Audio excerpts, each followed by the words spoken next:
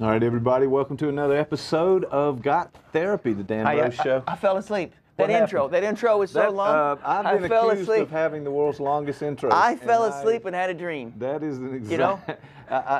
Here's the dream I had. Actually, I had this dream last night. I think I've told you about this dream before. Okay, go ahead. I dreamt that I was eating this giant marshmallow. Yes. And I woke up this morning and one of my pillows was gone. You know, I have heard that dream before on this, and now our viewers get to relive that moment. You get to it. It's an oldie but a goodie. It's the only clean one I know. Got Therapy. That's Dr. Dan Rose right there. And today on Got Therapy. Today is Valentine's Day. It is Valentine's Day, and I assume there's no way out. We have to talk about it. Yeah, like I had a card for you, and I've left it, but it was a card. It was a picture of this this French clown kind of guy. He's wearing sort of a leotard, and his face is kind of painted up, and it says "Be Mime." Be Mime. Oh, yeah. That is a long way to go for that. That was what I got. That was really, really good. So, Valentine's Day, boy, this is a. I like mimes. Where did Valentine's Day? I mean, where did it originate? We don't know that. It's I think you were talking earlier. I think it's a construction. Yes. It's a capitalist. It is a construction. It's a way of I think. Card companies and such found a way to be able to generate, move capital. The flow of capital moves in a certain direction on Valentine's Day. It's the only way to prop up the flower industry. Yeah, it moves into the flower industry, the card industry.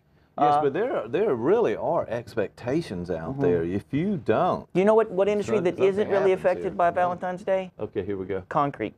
Yes. Really not.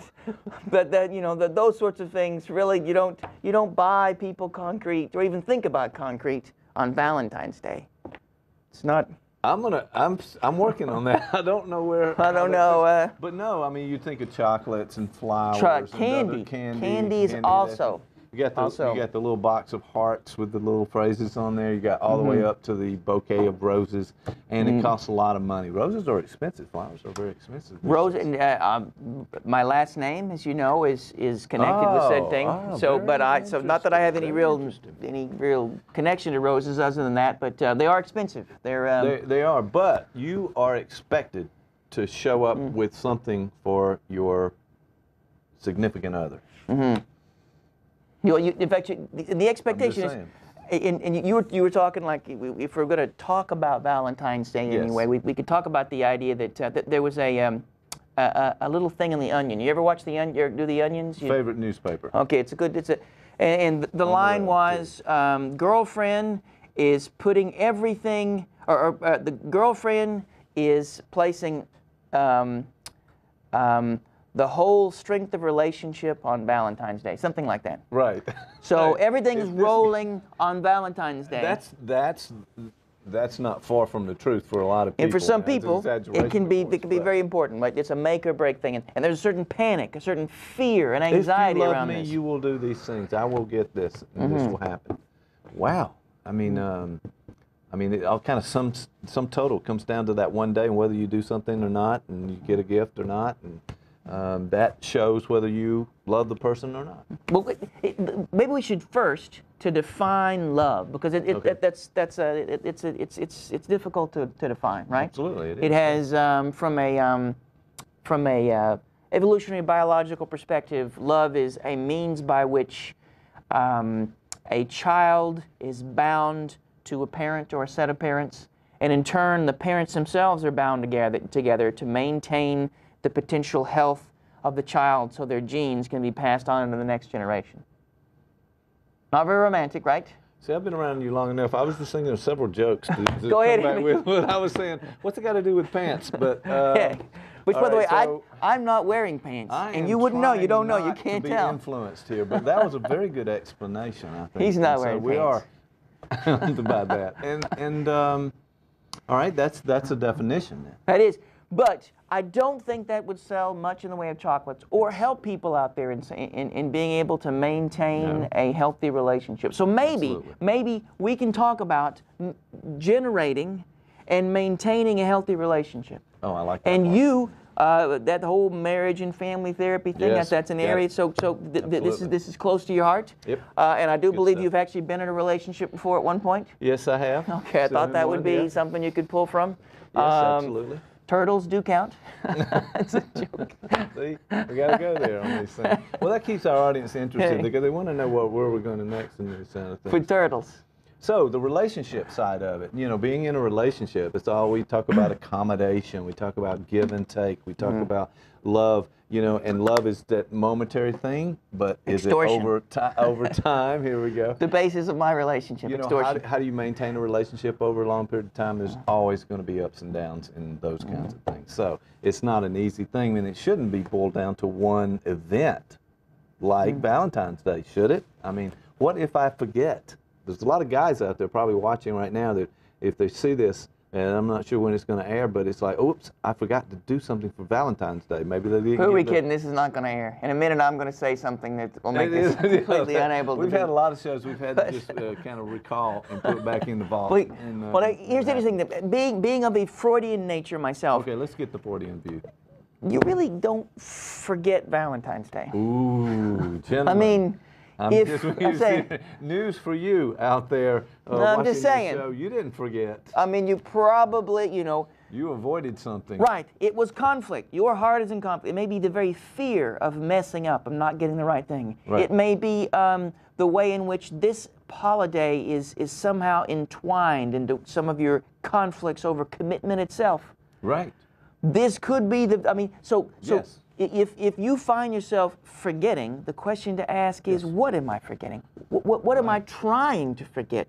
What is the conflict that is swirling in the center of my heart? So this guy just didn't say, hey, I forgot the flowers, I forgot to get you chocolate. It's about their conflict in making that commitment. Well, all behavior is communication, right? Yes. So the act of forgetting is a communication to the self and to the other. What does it mean, this forgetting? A lot of guys may not spend that much time analyzing these kinds of things. They just say, hey, I forgot. I meant to, and I'm sorry. Can I take you out on the next day? But what may happen then if the man actually survives? Yes, there is a risk. But what may happen is what is attempting to arrive. What is attempting to find its way into the mind and therefore into the relationship will continue to knock at the door, and there will be a continued series of forgettings. The symptom will travel throughout the course of this relationship until it is finally answered, until the door is opened and you greet and you answer the very thing that was at the heart of that forgetting. Am I wrong? Well, we need time to process that information, but it could be that this is not the relationship for that person, and this is just a series of things leading to it. Or it could be it is the relationship, and that is the reason for forgetting. People often, if the message you receive by someone in your life forgetting Valentine's Day, it certainly could be that they're not thinking of you and they're not invested in you the same way they are. They may not.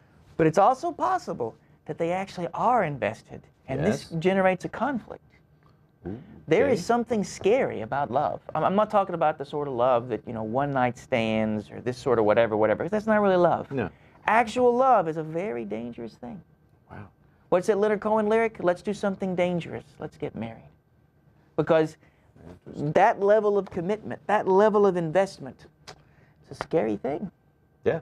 Yeah, I mean, commitment, just the word commit, I am committed to this person, this relationship. Wow, it comes with a lot of... I'm committed to an institution. I mean, there are two ways to look at that. Yeah, there's different ways of being committed, I guess. Yeah, there is. That is a good point, because,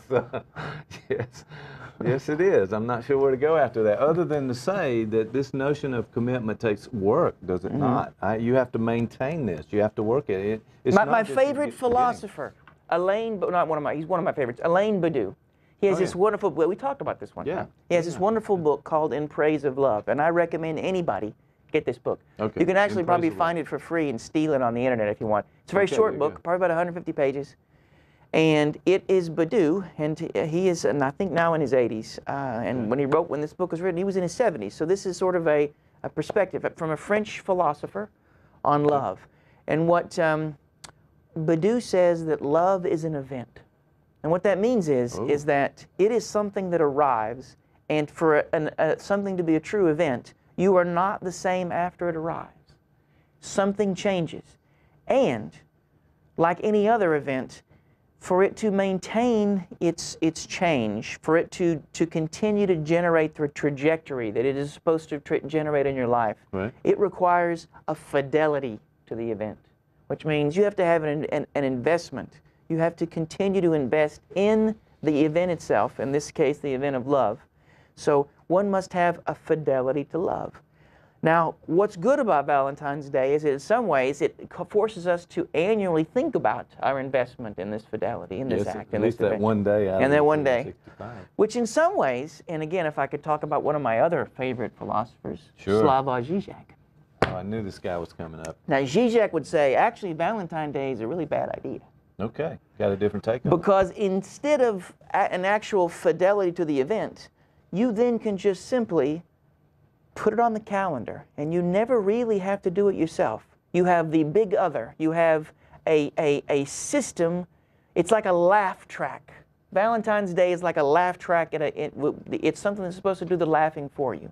It doesn't. Your real investment has now been outsourced to this holiday of Valentine's Day. So the card and the box of chocolates, give that out. You don't have to be invested in this. That You is just go somebody through it. else's symbol, not the one that is being co-created and generated within your In the relationship. relationship. So Oh, I like what my man Žižek would say is, Yes. is that, and I think Badu as well, that true fidelity is a daily, an hourly. It is not something that you put on the calendar. And so Valentine's Day can be a problem in that sense. I mean, you could say the same for something like Christmas. One day a year, we're going to love all of humanity. Right. Right. Well, you Just know that what? One day, not the There are rest. 364 more days Turns where out, there yeah. you might ought to be doing that. So my thought might be is that maybe instead of a Valentine's Day, maybe if this is a moment to be able to sit down with a person that you have that level of investment in, or persons. I mean, you know, this isn't California,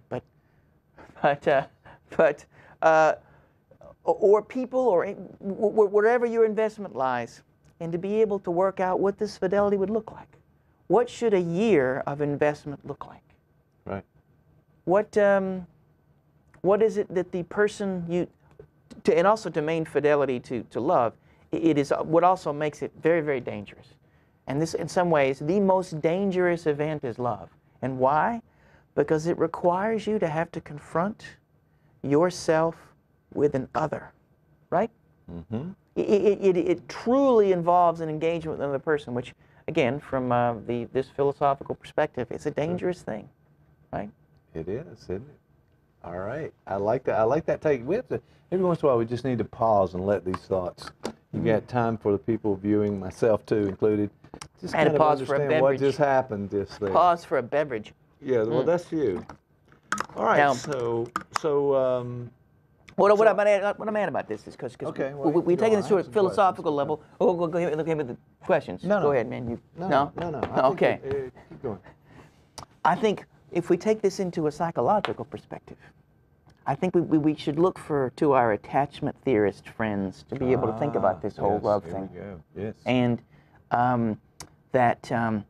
what makes the act of love dangerous, but also and requiring a fidelity, is also the fact that it changes things. And your capacity to attach, your capacity to invest, is a very important thing for yourself Absolutely. and the world around you. And so what I might ask is, for those of us, and all of us have some conflict in this area. We have a difficulty being able to invest in the other. All of us are made afraid by this. How do you answer those fears? You began this by talking about somebody forgetting Valentine's Day. Yes. My challenge to everyone out there who probably will never see this, but if they do, is what are you afraid of?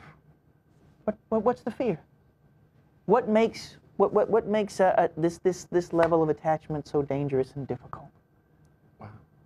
You know, and the commercialization of this, it puts it right in your face. You see the ads throughout the week leading up to this, and you have this responsibility to do something and make a statement about it. Is it just it's me, not but that. most of these ads have a great deal of male nudity?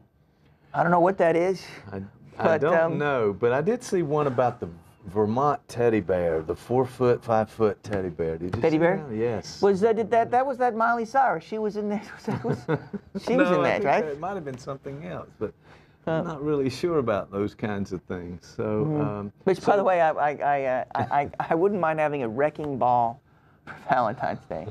Wouldn't that? Nothing says I love you like a wrecking ball. oh my goodness! You know, just so quickly our show can turn from the French philosophers to Miley Cyrus. See if I can get those out. I don't think know. I guess that makes sense, but all right. But yeah, no, it's very important what you say. It's dangerous. This thing called love, as they say. And it requires fidelity. It requires investment. It requires the work. And I think on your end of the spectrum, they would say communication, right? Oh, absolutely. That the capacity to be able to talk with yourself and someone else, and that is often, for instance, if you forgot today. If you forgot Valentine's Day and you come home, all right, saying you're sorry is certainly important. Yes, it's important. Not going to. But maybe the next step is to be able to talk with let the person who you forgot, whose feelings are hurt, let them speak. What happens if it opens up a conversation and gets them to be able to talk about the ways in which this hurt them, and maybe the ways in which you yourself may be hurting as a result of this? It could be an opportunity for a level of communication and connection that otherwise would have been absent and it might if you hadn't screwed up. Yes, yes, but it might not be what you think, because some people are interested in the social context of this, because others ask them, "What did you get for Valentine's Day?" "What? Oh, he forgot. He didn't get you anything." And then it becomes that issue outside of the person in the. But you'll notice though, and I've been listening to this. We are speaking in a gendered way. We often say she. Now, part of that's because, I mean, our objects of choice are the opposite gender. Yep. But I'm also wondering too, is there some sort of calcified gender politics in this, that somehow women are supposed to expect something, or, right? Yeah, I think that's an important piece of it. Can we jump back to attachment just a minute? Attachment. Because you talked about that. We didn't get very far, and we've actually had some shows where we talked more in depth on attachment theory and Bowlby and Ainsworth, all those guys. And so the interesting, and Bowlby wrote the book Secure Attachment, is my attachment now always based on how I was raised in those early 18 months. When a person is forming the personality and has that attachment, and Bowlby talks about various kinds, the avoidant and so forth, but if something goes wrong, is that always going to end up my having attachment problems in the current relationship? Is it always connected? Is that past always connected to the... Yeah, we call that in the business, is it developmental determinism? Right. Are you fated, tragically bound to your earliest history? Well, if that were the case, our profession would be completely screwed. I mean, if that were the case, you know, guy. There would be no change possible. We're just living it out. The electricity at my house would not come on when I hit the switch. I mean, like, that's not. So what I would say to that is, so there is and the research says that can be changed, right? It can. What often happens is someone can be use Bowlby's language, through generating a secure base with a therapist or with people that they love. You can generate that throughout your life. It may require a level of effort, and once that happens, you are no longer, quote, insecurely attached, but you still have a shadow, an echo of the attachment style that you had prior to. Outcome studies on this show that people are able to generate significant connections, and they become asymptomatic in lots of ways. But in moments of stress, they may often find themselves take a step back before they step forward again. There's also a tendency, a propensity to sort of feel a tug and a pull toward your attachment style. So you are secure, but you still have this, quote, attachment style. So it's like, and we talked about those before. Right. The attachment styles are pretty simple. There is, I suck, you don't. You suck, I don't. We both suck. Right. So there is. I'm sure those are. But how they work is, right, there is the avoidant. Yes. And that is somebody who says, you suck, I don't. Right. There is the insecure, I suck and you don't. And there's the disorganized where everybody sucks. Everybody. And so what that means is if you are in the avoidant, I'm feeling okay, but you're dangerous, man. You could be doing some damage, so I back away.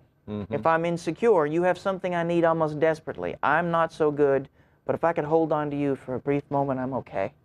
You know, you could apply that template over relationships that you see in therapy. You see those couples that come in. You kind of use that attachment template to put right over and just see where people land on that. And from those, you build what's known as an internal working model, and you have a map of how you move about the world and your expectations of others. And that map is sort of, typically it's not a conscious thing, Right. but it can be seen in your actions. It can be when someone tells you, anybody, you can practice this at home.